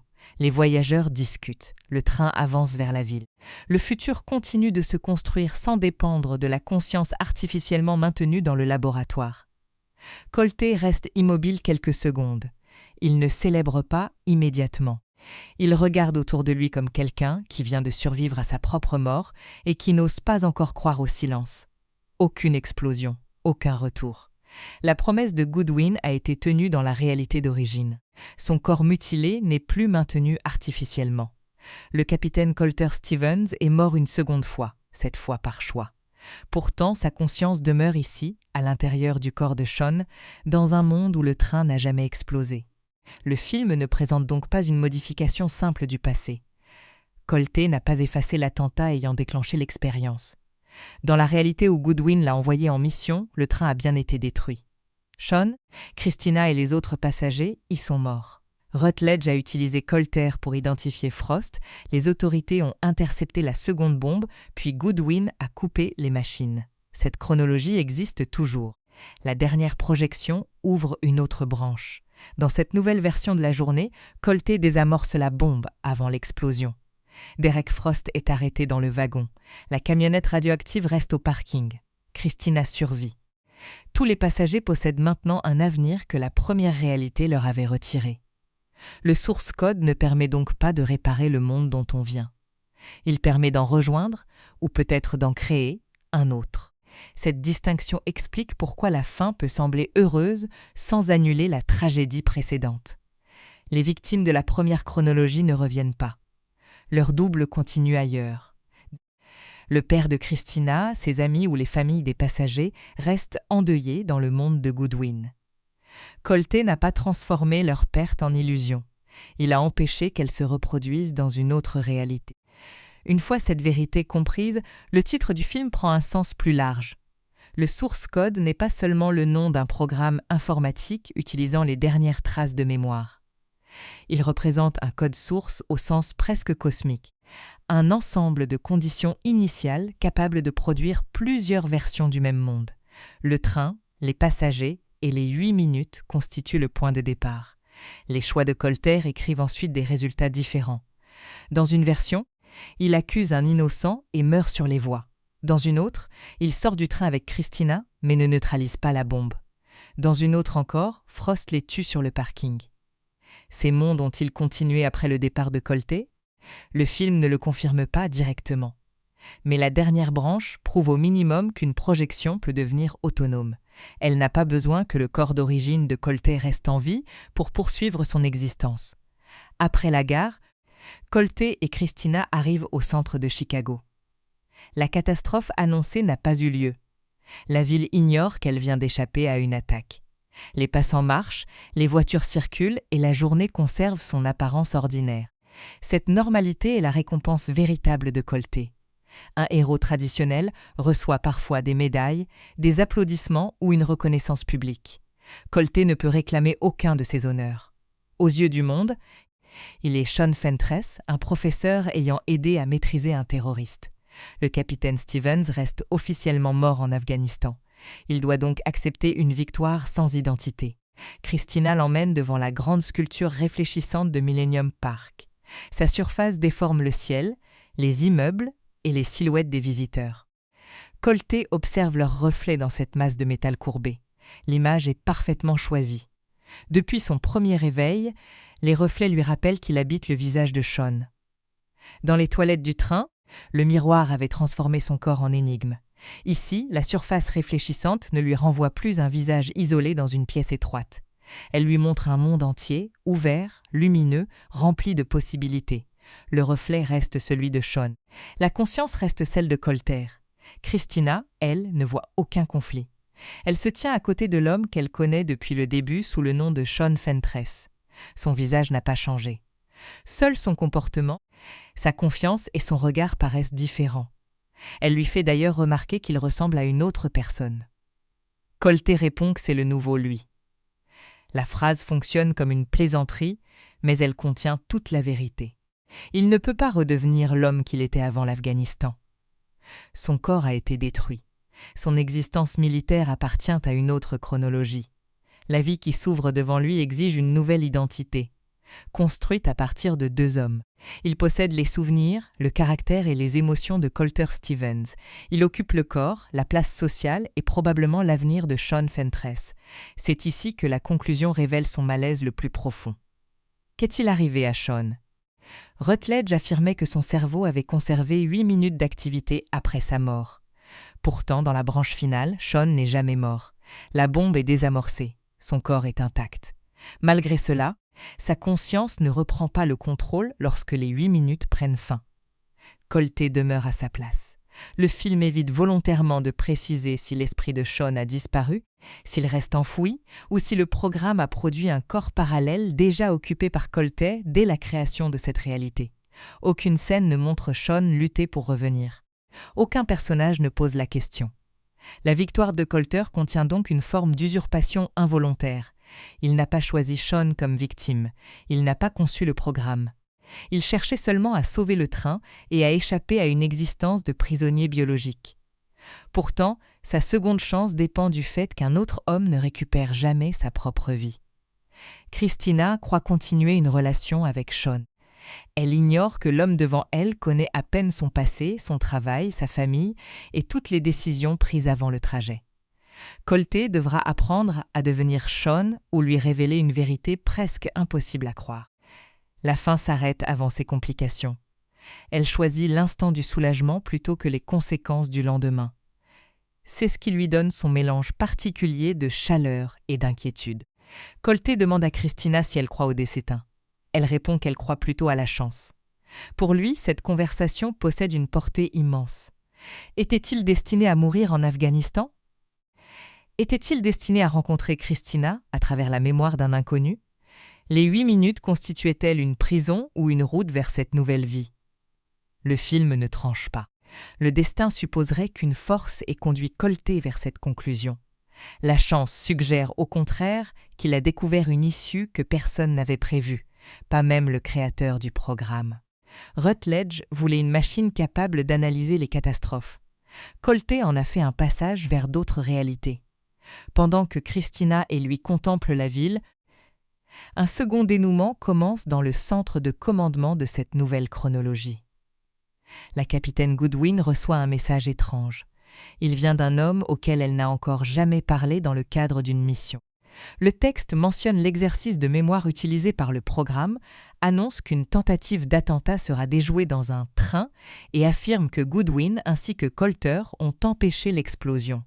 Puis les informations confirment l'impossible. Une bombe a été découverte avant sa détonation, Derek Frost a été arrêté à bord, aucun passager n'est mort. Dans cette réalité, Source Code n'a donc pas encore connu son premier succès public. Rutledge attend toujours la crise idéale pour prouver la valeur de son invention. Il ignore que son programme vient déjà d'être utilisé par une conscience arrivée depuis une autre branche temporelle. Goodwin comprend que le message ne peut pas être une coïncidence. Son auteur connaissait l'attentat avant son annonce. Il connaissait le programme, les procédures secrètes et son propre rôle. Surtout, il savait qu'un capitaine Colter Stevens se trouvait dans l'installation. Elle se rend près de la salle où son corps est conservé. Cet autre Colter est toujours connecté aux machines. Dans cette chronologie, il n'a pas encore été envoyé dans le train, puisque l'explosion n'a jamais eu lieu. Il reste inconscient, prisonnier d'un dispositif dont il ne connaît pas encore l'existence. 2 Colter Stevens vivent désormais dans le même monde. Le premier marche avec Christina dans le corps de Sean. Il se souvient de toutes les projections, de la mort de Frost, de son appel à son père et de la promesse de Goodwin. Le second repose dans le laboratoire. Il possède probablement encore son dernier souvenir d'Afghanistan et se réveillera aussi désorienté que Colté au début du film si Rutledge active un jour le programme. Le message demande à Goodwin de l'aider. Colté ne cherche pas seulement à protéger sa nouvelle vie. Il pense à cette autre version de lui-même, condamné à subir le même mensonge. Il demande qu'on lui explique la vérité et qu'on lui assure que tout ira bien. Ces mots referment la boucle émotionnelle. Au début, Goodwin utilisait cette phrase pour calmer un soldat qu'elle devait maintenir opérationnel. À la fin, elle peut la prononcer en connaissant enfin sa véritable portée. Elle ne signifie plus que la prochaine projection se déroulera correctement. Elle signifie que Colter n'est pas seul. Le dernier paradoxe de Source Code n'est donc pas la présence de 2 chronologies. C'est la possibilité qu'un homme déclaré mort puisse sauver sa propre vie dans un autre monde, puis envoyer un message afin de libérer la version de lui-même qui reste encore prisonnière. Le film se termine sur une victoire réelle, mais imparfaite. Colté a sauvé Christina et le train. Il a trouvé une vie après la mort. Il a pu parler à son père. Il a révélé le véritable pouvoir du programme. Mais il vit sous le visage de Sean, dans une réalité où son propre corps existe toujours ailleurs. Le héros a franchi la 8e minute. Il n'a pas quitté le labyrinthe. Il vient seulement d'en découvrir une sortie que personne ne savait possible. Pour comprendre pourquoi Source Code conserve sa force après la résolution de l'attentat, il faut revenir à son premier miroir. Colté regarde une surface réfléchissante et découvre Sean Fentress. Le choc ne vient pas seulement de la présence d'un autre visage. Il vient du fait que le reflet est cohérent pour le monde entier, sauf pour lui. Christina voit Sean. Le portefeuille appartient à Sean. Le train transporte Sean. Seule la conscience placée derrière ses yeux affirme être Colter Stevens. Cette image résume tout le film, une identité enfermée dans une apparence que la réalité accepte sans discussion. La sculpture réfléchissante de Chicago reprend ce motif dans la dernière scène, mais elle en inverse la sensation. Le miroir des toilettes était étroit, froid et menaçant. Il emprisonnait Colté dans le visage d'un mort. La surface de Millennium Park reflète une ville entière, le ciel, Christina et les passants. Le visage reste celui de Sean, mais le cadre s'est ouvert. Colté n'a pas récupéré son ancienne existence. Il a obtenu la possibilité d'en construire une nouvelle. Le nombre 8 fonctionne lui aussi comme bien plus qu'une règle de science-fiction. 8 minutes sont suffisamment longues pour observer, choisir et s'attacher. Elles sont suffisamment courtes pour empêcher toute installation confortable. Colté peut apprendre le trajet du contrôleur, anticiper une conversation ou retrouver la bombe, mais il ne dispose jamais du temps nécessaire pour expliquer calmement qui il est.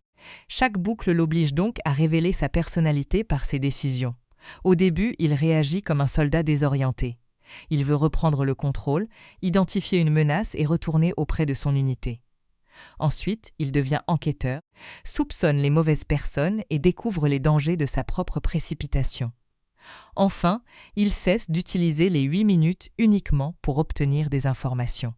Il les emploie pour offrir un avenir aux autres. La transformation de Colter ne consiste pas à apprendre comment vaincre Frost. Elle consiste à décider ce qu'il fera du temps lorsqu'il n'aura plus besoin de chercher le coupable. Il appelle son père. Il fait rire les passagers. Il embrasse Christina. Il envoie un message à Goodwin. Lorsque toutes les réponses sont connues, il consacre ses dernières minutes à réparer, protéger et transmettre. C'est pour cette raison que la répétition ne devient pas monotone. Duncan Jones ne filme pas 9 fois exactement la même scène. Il utilise la même architecture pour mesurer l'évolution du héros. Une phrase prononcée par Christina peut d'abord paraître banale, puis devenir rassurante, douloureuse ou précieuse selon ce que Colter a appris entre 2 passages. Michelle Monaghan joue une difficulté particulière. Christina ignore chaque version précédente de leur relation. Elle doit donc recommencer au même niveau de proximité, tandis que Jake Gyllenhaal accumule les souvenirs. Son interprétation donne l'impression qu'il retrouve une personne aimée. La sienne doit montrer une femme qui remarque progressivement qu'un homme familier est devenu étranger. Cette asymétrie crée le cœur romantique du film. Christina ne tombe pas amoureuse d'un héros qui lui raconte toute son histoire. Elle fait confiance, pendant quelques minutes, à un homme dont elle perçoit surtout la détresse et la sincérité. Colté, de son côté, connaît plusieurs Christina. Il a vu ses réactions face au danger, sa compassion, son humour et sa mort. Son attachement grandit à une vitesse que la jeune femme ne peut pas partager consciemment. Vera Farmiga porte une autre relation fondée sur cette inégalité. Goodwin connaît l'état réel de Colter, mais elle n'a pas le droit de lui en parler. Elle doit lui demander de coopérer tout en sachant qu'il croit encore pouvoir rentrer chez lui. Son visage laisse apparaître le conflit avant même que le scénario l'exprime clairement. Goodwin commence comme la voix du protocole. Elle termine en désobéissant pour rendre à Colté le contrôle de sa propre mort. Son choix constitue peut-être le geste le plus courageux du récit, car elle ne possède aucune preuve que la théorie des réalités parallèles est correcte. Lorsqu'elle coupe les machines, elle peut croire qu'elle met simplement fin à la souffrance d'un soldat. Elle accepte néanmoins de porter la responsabilité d'une décision que Rutledge refusera toujours d'assumer. Rutledge, interprété par Jeffrey Wright, n'est pas construit comme un savant fou spectaculaire. Il reste calme, méthodique et convaincu d'œuvrer pour le bien commun. C'est précisément ce qui le rend inquiétant. Il ne torture pas Colté par plaisir. Il le fait parce que les résultats justifient, à ses yeux, la suppression progressive de tous ses droits. Plus Colté sauve de vie, plus Rutledge estime qu'il doit rester prisonnier. Le succès devient une condamnation. Cette idée rejoint Moon, le premier long-métrage de Duncan Jones. Les 2 films placent un homme isolé devant une technologie qui a redéfini son identité sans son consentement. Dans les 2 cas, une organisation transforme un être humain en fonction remplaçable. Pourtant, Source Code avance avec l'énergie d'un thriller. La philosophie n'interrompt jamais la course contre la montre. Elle se cache à l'intérieur de l'enquête. Jones n'avait pas écrit le scénario de Ben Ripley et intervenait ici comme réalisateur engagé sur un projet déjà développé. Il y a pourtant retrouvé une question qui traverse naturellement son cinéma. Que reste-t-il d'un homme lorsque son corps, ses souvenirs ou son environnement lui disent qu'il est quelqu'un d'autre? Le choix de Scott Bakula pour prêter sa voix au père de Colter ajoute un clin d'œil discret. L'acteur reste associé à Code Quantum, série dans laquelle un homme se retrouvait projeté dans la vie et l'apparence d'autres personnes. Source Code ne dépend pas de cette référence. Mais elle agit comme un signe adressé aux spectateurs familiers des récits d'identité empruntés. La comparaison avec Un jour sans fin s'impose également par la répétition temporelle, mais les deux œuvres poursuivent des objectifs différents. Dans Un jour sans fin, la boucle semble punir un homme jusqu'à sa transformation morale. Dans Source Code, les 8 minutes sont une technologie militaire et Colter change parce qu'il découvre progressivement la vérité sur sa condition. Il ne cherche pas à mériter la sortie. Il doit inventer une sortie que ses créateurs croyaient impossible. Présenté en ouverture du festival South by Southwest en 2011, le film arrivait après le succès critique de Moon et représentait pour Duncan Jones un passage vers une production plus vaste, menée par une vedette reconnue. Jake Gyllenhaal avait lui-même manifesté son intérêt pour le réalisateur après avoir vu son premier film. Le résultat a trouvé un équilibre rare, une idée de science-fiction accessible, un rythme de thriller et une inquiétude existentielle qui survit aux explosions. Son succès commercial, avec environ 147 millions de dollars de recettes mondiales rapportées pour un budget annoncé autour de 30 millions, a confirmé qu'un récit conceptuel pouvait attirer un large public sans abandonner complètement ses zones d'ombre. La réception critique a souvent accepté la même règle que le spectateur. La science du programme ne résiste pas nécessairement à une analyse littérale, mais le film traite ses conséquences avec suffisamment de sérieux pour rendre le voyage convaincant. Source Code ne cherche pas à présenter un manuel complet du multivers. Il utilise le multivers pour poser une question humaine. Une seconde chance conserve-t-elle sa valeur si elle appartient à une autre version du monde? Pour les morts de la première chronologie, rien n'est réparé. Pour Christina, dans la branche finale, tout est sauvé.